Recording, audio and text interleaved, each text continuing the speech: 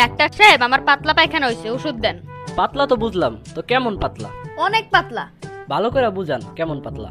এই মনে করেন আপনি মুখে নিয়ে কুলি করতে পারবেন। এই নেন, আমি আপনার ওষুধ লেখা দিতেছি।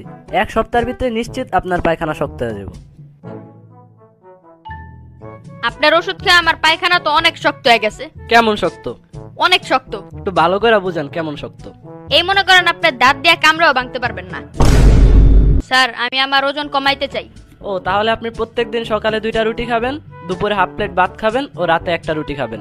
এগুলাকে খাওয়ার আগে খামো নাকি পরে খামো? আপনার সমস্যা বলেন। আমার শ্বাস প্রশ্বাস নিতে খুব কষ্ট হচ্ছে। চিন্তা করেন না, আমি ওটা বন্ধ করে দেওয়ার ব্যবস্থা করতেছি। বলেন আপনার কি সমস্যা? আমার ভাত খাওয়ার পর খিদা চলে যায়।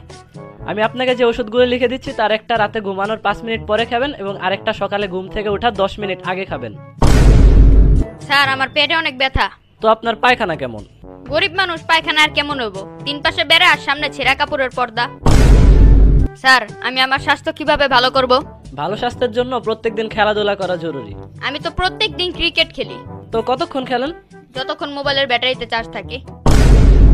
ডাক্তার সাহেব, আমি ঘোড়ার মতো কাজ করি, গরুর মতো খাই, কুকুরের মতো ক্লান্ত হয়ে পড়ি। আমি এখন কি করতে পারি? আমি কিভাবে বলবো, আমি তো পশুর ডাক্তার নই। আমার দেয়া প্রেসক্রিপশনটা ফলো করছেন তো? করি নাই, কারণ ওটা ফলো করলে আমি এতদিনে মরে যেতাম। কেন? ওটা তো 4 তলা ছাদ থেকে পড়ে গেছিল। ডাক্তার, আমি কানে কম শুনি। আচ্ছা, তাহলে বলেন তো 6। 9। মার হাবা, আপনি তো কানে কম না বেশি শুনেন। তো আপনার সমস্যা বলেন। যখন কারোর সাথে কথা বলি তাকে দেখতে পাই না। তো কখন আপনার এরকম হয়? যখন ফোনে কথা বলি। আমি আপনাকে যেসব ওষুধ লিখে দিচ্ছি সেসব ওষুধ আপনি নিয়মিত খাবেন। এই ওষুধ খেলে আমার অসুখ সারবে তো? আস্তে আস্তে সেরে যাবে। তাহলে আমি আসি স্যার। দাঁড়ান, আমার ফি দিয়ে যান। আস্তে আস্তে দিয়ে যাব। কি ব্যাপার, আপনার মলম যে কাম করতেছে না? আপনি মলম কোথায় লাগিয়েছেন? জাম গাছে।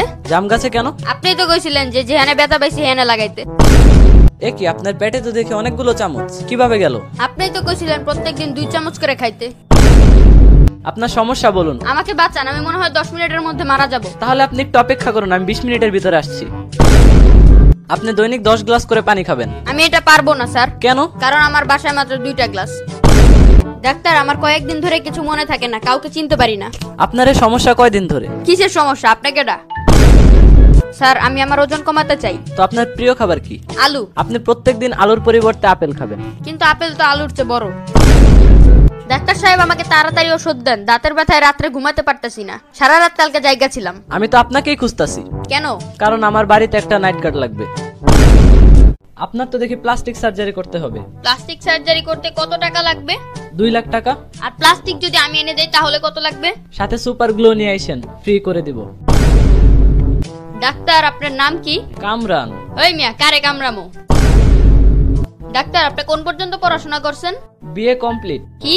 মাত্র 2 অক্ষর, তাও আবার উল্টা। আপনারা না বলছিলাম 1 বছরের বাচ্চা যা খায় আপনি তা খাবেন? খাইছেন?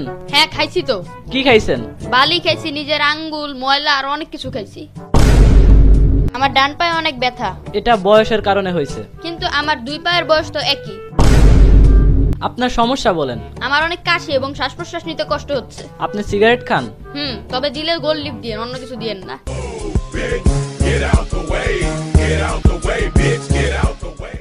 আগামীকাল আপনার প্রস্রাব টেস্ট করব। এই বোতলে করে আপনি ইউরিন নিয়ে আসবেন।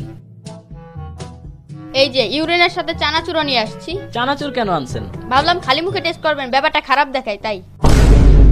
আপনার জন্য 2টা খবর আছে, একটা খুশির খবর আর একটা দুঃখের খবর। এখন আপনি বলেন আগে কোনটা বলবো? খুশির খবরটাই আগে বলেন। খুশির খবর হচ্ছে যে আপনি আর 24 ঘন্টা বেঁচে থাকবেন। আর দুঃখের খবরটা কি? আর দুঃখের খবর হচ্ছে এই কথাটা আমি আপনাকে কালকে বলতে ভুলে গেছিলাম।